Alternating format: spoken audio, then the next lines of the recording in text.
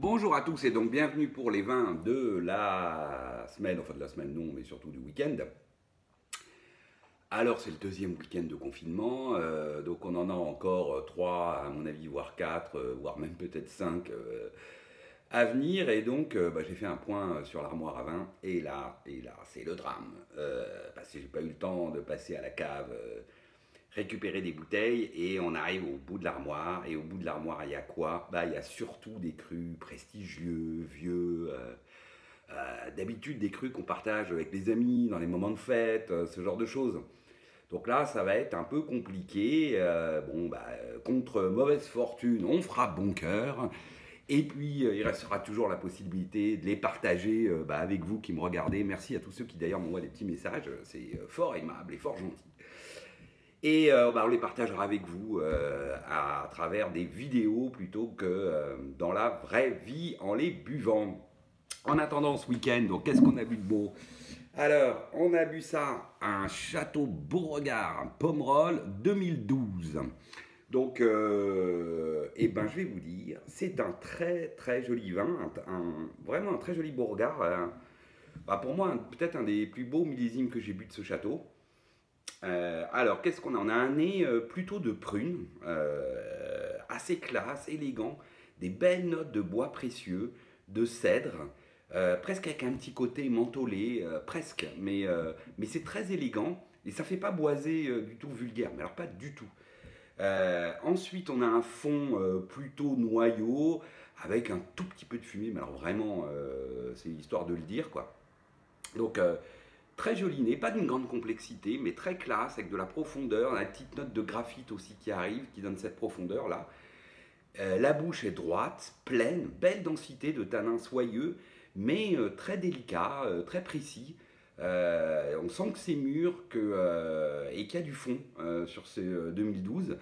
Toujours sur ce côté prune, les belles notes de cèdre, de bois précieux, le petit côté, la pointe de graphite là, qui apporte un peu de profondeur. C'est pas de l'encre, c'est vraiment du graphite. C'est pas du tout agressif ou fort ou violent. C'est plutôt très harmonieux.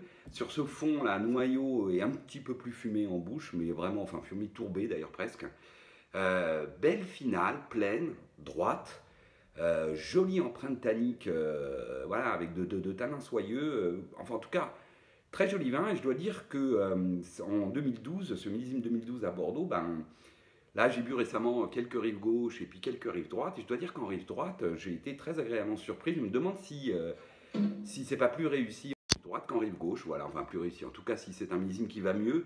En rive droite, où on a vraiment des vins plein de plénitude. Alors, j'en ai pas bu suffisamment pour faire un avis tranché, mais en tout cas, là, sur ce Beauregard, c'est un très joli vin. Ensuite, qu'est-ce qu'on a bu? Alors, ah oui, ça, on avait bu le 2017 la semaine dernière ou la semaine d'avant, je ne sais plus. Et donc là, hop, on a bu le 2016 cette fois. Donc le Clos des Grives, domaine Combier, Cros-Hermitage. Donc j'ai déjà dit, j'adore ce vin. Qui pour moi est tout proche d'une côte-rôtie ou d'un ermitage, tellement il est très joli. Alors, qu'est-ce qui donne ce 2016? À l'ouverture, je vais vous dire, tout de suite, on a ces fameuses notes de réduction typiques du genre, genre bio-biodé dont j'ai déjà parlé, qui peuvent m'agacer. Alors, celles-ci, elles sont d'ailleurs un peu moins typiques. Elles sont plus, c'est une réduction plutôt pétard grillé que œuf animal. Mais surtout, la grande différence, c'est qu'au bout de 4 heures, elles ont quasiment disparu. Et au bout de 12 heures, il n'y a plus du tout ces notes-là. Et on a un très joli nez, plutôt typique de son cépage, la Syrah, et de son terroir, plus que de la façon dont le vin est fait, avec des belles notes de cassis. Donc c'est très cassis, mûr, voilà. Ensuite, belle note de violette qui apporte de la fraîcheur. Puis ensuite, plus épicé, poivre, voire réglisse, sur un fond clairement mocha. Ensuite, belle bouche. Alors, au départ, à l'ouverture, la bouche, elle est un peu étriquée, elle est un peu coincée, elle est presque acérée, elle est vive. Et là, au bout de 12 heures, la bouche est beaucoup plus épanouie, même si on voit bien dans ce millésime 2016 qu'il est beaucoup plus pointu et frais, surtout avec une belle fraîcheur. et d'ailleurs du coup de la profondeur, qui donne un petit côté acidulé, mais une profondeur à la bouteille, même si les tanins sont très jolis, soyeux. À l'heure actuelle, ils sont encore un peu en retrait par rapport à la structure du vin, très fraîche, très droite, voire profond. On est plus typé Hermitage là en l'occurrence, autant le 17 était plus typé, je trouve, qu'au-Trottier, autant là on est plus typé Hermitage, avec de la profondeur, un vin droit, voilà. Belle finale, pleine, voilà, de jolis tanins, une belle empreinte, très fraîche pour le coup, enfin fraîche, voire presque acérée, j'allais dire.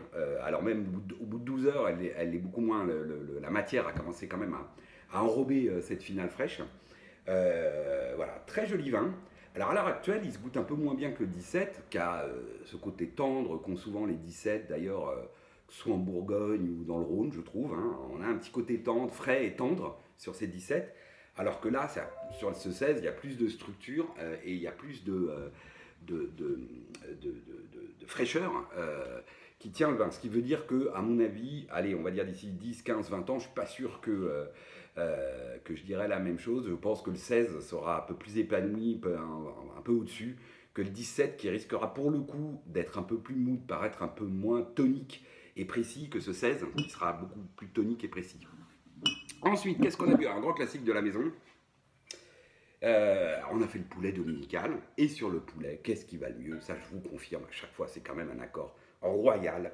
C'est bien sûr un Pinot. Et là, en l'occurrence, on a bu un Marsanais La Montagne 2017 du domaine Barthes, ou Bar, selon comment on veut le prononcer. Hop.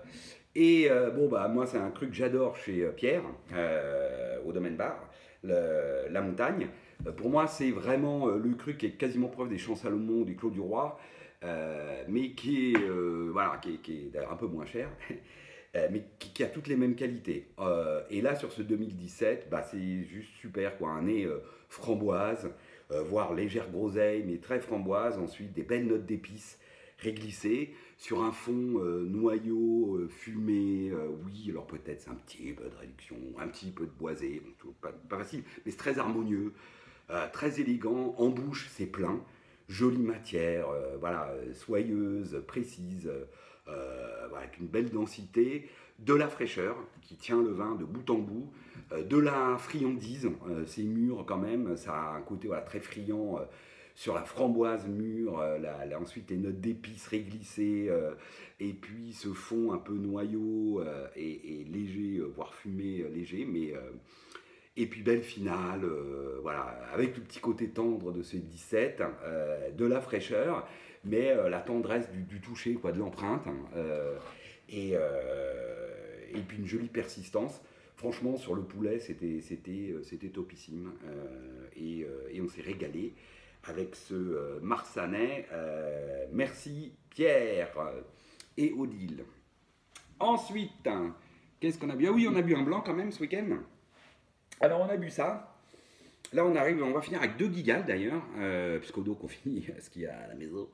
Alors on va boire d'abord un Gros Hermitage blanc 2017 donc de l'ami Guigal. Bah, toujours pareil, pour moi Guigal, voilà, c'est l'avantage c'est qu'on sait ce qu'on va avoir et que c'est toujours bon. Voilà. Alors comme toujours, je le dis, c'est pas des vins avec des personnalités incroyables, non. Enfin, en tout cas, sur ces entrées de gamme, le Cros, la Côte-Rôtie, le Châteauneuf, le Côte-du-Rhône, voilà, c'est des vins très bien faits. Et ici, voilà, on a ce qu'on attend, un nez de fruits jaunes, plutôt pêche, ensuite les belles notes un peu fenouil, anisées, sur un fond plutôt amande. Voilà, c'est harmonieux, c'est joli, c'est expressif, belle bouche, droite, jolie matière. C'est ni mou, ni dur, ni tendu, voilà, c'est équilibré, ça a une jolie finale, c'est friand. Bref, c'est un joli vin blanc qui donne bien du plaisir. Et puis moi j'aime bien ce petit côté un peu pêche jaune, puis ensuite le fenouil, voilà, guimauve, sur ce fond un peu amande. C'est très agréable, c'est bien fait, voilà, moi j'aime beaucoup. Et puis ce soir, qu'est-ce qu'on va boire? On va boire un autre Guigal, hop, on va l'attraper sur la pizza maison. Toujours difficile, hein, les vins de pizza. Alors moi j'en ai essayé plein, des grands crus, des très grands crus, des vins de base, tout ça. Mais finalement, tout se boit bien sur la pizza, parce que la pizza c'est bon, surtout quand elle est maison. Et là, ici, on va boire un Gigondas, Donc de l'ami Gigal, ça doit être 2000, c'est 2016. Je me suis servi un petit verre là, hop là, pour vous dire un peu ce que ça donne. Même si je vous avouerai que j'en ai bu un petit peu sur le poulet, c'était pas mal, mais le Marsanais c'était mieux avec le poulet. À nouveau, bah voilà, rien à dire, c'est bien fait, joli nez. Qu'est-ce qu'on attend sur la prune alors le pruneau, pas jusqu'au pruneau, vraiment la prune. Après, on a une petite note de fruits noirs et de fruits rouges. On a voilà, une petite pointe de garrigue qui rend ça assez frais.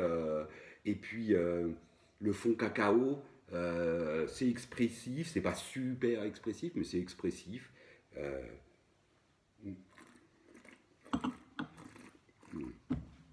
alors en bouche, c'est très expressif par contre. C'est très joli, c'est bien fait. Il y a de la structure, c'est tendu. Ce 2016 là. On voit bien qu'en Rhône d'ailleurs, hein, je pense là au Clos des Grives, hein, 2016 ou ce Gigondas 2016, on a une matière tendue. Droite, il y a de la structure, joli tanin, assez dense. Hein, y a et là, en l'occurrence, soyeux. C'est pas le Gigondas qui vous en envoie plein la tête là. Hein, c'est vraiment du Gigondas droit, précis. Je pense que c'est le millésime qui veut ça. La finale, elle est fraîche. Les tanins d'ailleurs accrochent un tout petit peu, on sent qu'il y a vraiment de la matière, je dirais qu'il faut l'attendre encore un peu ce 2016. Ils sont encore un petit poil astringents, un petit poil, voilà, manque un petit peu de patine, donc le temps va leur donner je pense. Et puis une jolie persistance à la fin, sur ces notes classiques, un prune, le côté un peu réglissé, le côté garrigue, et puis ce fond cacao. Voilà, et petit côté fruits rouges, hein, acidulé du fait je pense, de la fraîcheur et de l'acidité de ce millésime, qui est vraiment agréable et qui offre une persistance assez longue hein, pour un simple gigondas, je dirais. Voilà, comme quoi Giga c'est toujours réussi. Et si je pouvais faire un petit peu une joke, c'est une joke. C'est un peu le Biden voilà, de la vallée du Rhône. C'est pas extrêmement excitant, c'est pas voilà, mais par contre c'est toujours bien fait et voilà. Donc c'était pour la joke du week-end, qui est quand même plutôt un bon week-end dans la série des mauvaises nouvelles. Celle-là, en tout cas en ce qui me concerne, est plutôt une bonne nouvelle. Les résultats des élections américaines. Ça ne changera pas le monde, mais au moins on se sentira un peu plus, je dirais, dans un, comment dire, avec un peu plus de respect et de façon de voir le monde plus respectueux des autres. Voilà. Je vous souhaite à tous une excellente semaine encore de confinement. Buvez pas trop, mais buvez bon. Et puis je vous dis à la semaine prochaine. Allez, salut!